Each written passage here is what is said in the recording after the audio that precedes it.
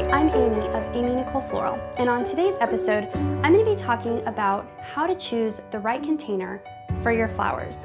This is specifically for when you're processing flowers, when you bring flowers into your studio or home, and you need to store them before you're ready to design in them.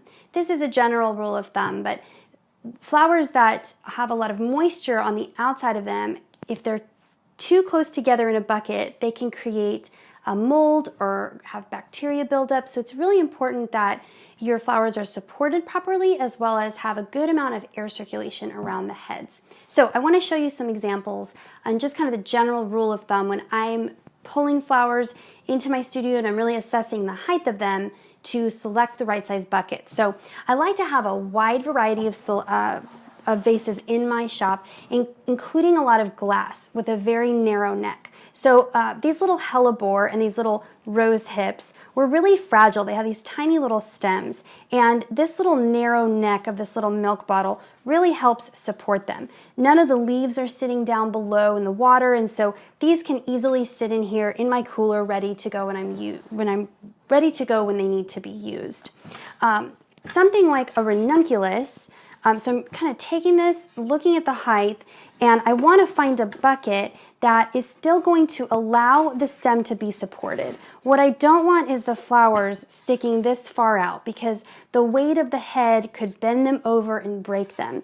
So I want them fairly upright and supported. What I don't want is having them shoved way down inside the bucket. So this is a perfect height for this. You got a couple of inches of stem. They're still able to be placed all around. I would put another probably 20 stems in this bucket, and this would be ready to go. This is a good example of some roses.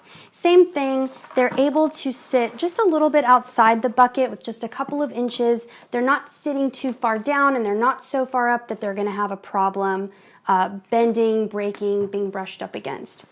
I also like to have really tall buckets. So you don't need a lot of them, but having these really tall and narrow ones really helps for taller stems. These are some really long and very heavy sunflowers, and they will very easily tip over a shorter bucket. So having something that has that height can really come in handy.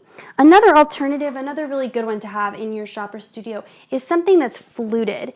Anything that has this flute to it really helps things when you are bringing in stock or snapdragons, things that can really tend to be mold sensitive. Lilies, things that are very fragile. It also, unfortunately, takes up a lot of space on shelves on your studio floor, so it's a little bit of the downside, but if you really need to keep those flowers aired out and prevent any kind of mold or bacteria buildup, having fluted buckets is really helpful.